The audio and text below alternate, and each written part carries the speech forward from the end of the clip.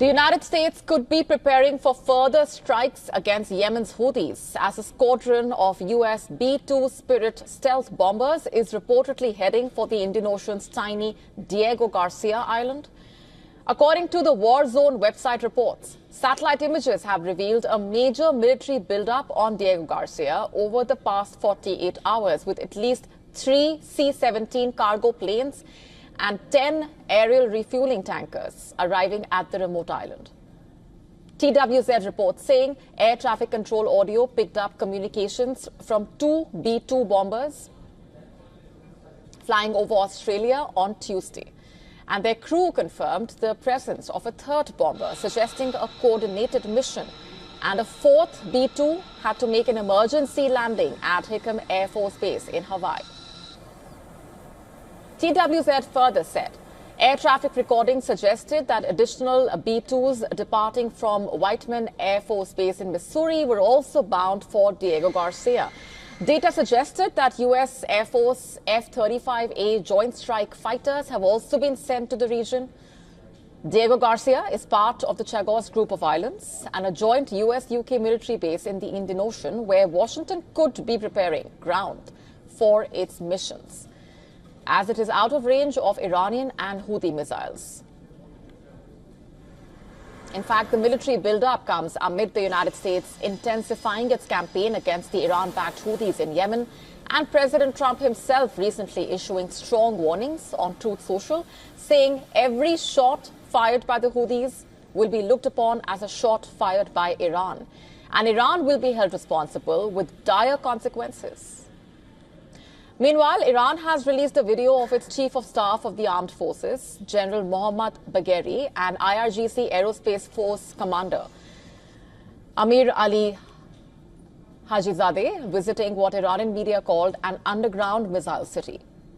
The two officials boarded a vehicle that toured the underground complex, passing by rows of parked vehicles carrying various ballistic missiles. An Iranian flag and IRGC logo were displayed on the lead vehicle in a convoy carrying weapons. The armed forces continue their path of growth, advancement, and capability determinedly. Today, we will unveil a new missile city every week. The project will continue for the next 2 years. Furthermore, U.S. Director of National Intelligence Tulsi Gabbard has said Iran at the moment is not actively pursuing a nuclear weapon, but she said the American intelligence community have assessed that the discussion of nuclearization has increased inside the regime in Tehran. She further said Iran's enriched uranium stockpile is at its highest levels and is unprecedented for a state without nuclear weapons. The IC continues to assess that Iran is not building a nuclear weapon, and Supreme Leader Khamenei has not authorized the nuclear weapons program that he suspended in 2003.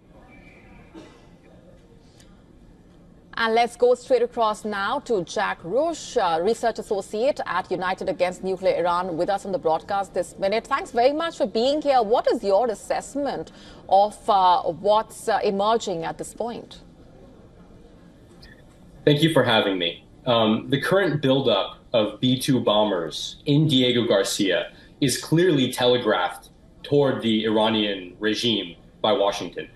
The B-2 bombers conduct precision bombings that can target underground storage facilities, weapons caches, and missile launch facilities. That's the sort of operation they've been used previously against the Houthis. And this buildup on Diego Garcia is likely going to be used in a similar mission in the coming days and weeks. But that is with the intent that Iran will see what's happening, in Yemen, and it will be a threat against further weaponization of the Iranian nuclear program. Just because Iran is not currently assessed to be producing a nuclear weapon does not mean that a nuclear weapon is not being sought. Iran has engaged in an unprecedented level of uranium enrichment. They've conducted experiments necessary to weaponize their nuclear program in short order. And so the U.S. actions in Diego Garcia and against the Houthis are with the intent of demonstrating U.S. power to Iran and to bring Iran to the negotiating table, as the Trump administration has sought to do. Right. What, according to you, would these developments really mean for the region overall, coming at a time like this? So the Iranian regime is in its weakest position in recent years. In the past year, their axis of resistance proxy network has largely been dismantled. The Assad regime in Syria has fallen. Hezbollah is at a very weak point. Hamas is also in a relatively weak state. And so the Houthis are Iran's last powerful regional proxy or ally. And so further U.S. action against the Houthis would seek to weaken Iran's proxy network further and put Iran in an even more vulnerable position to, as I said, bring them to the negotiating table in line with the aims of the Trump administration. Right, we're leaving it there for the moment. Thanks very much for joining us with your perspectives. To stay up to speed with the latest news, download the WION app and subscribe to our YouTube channel.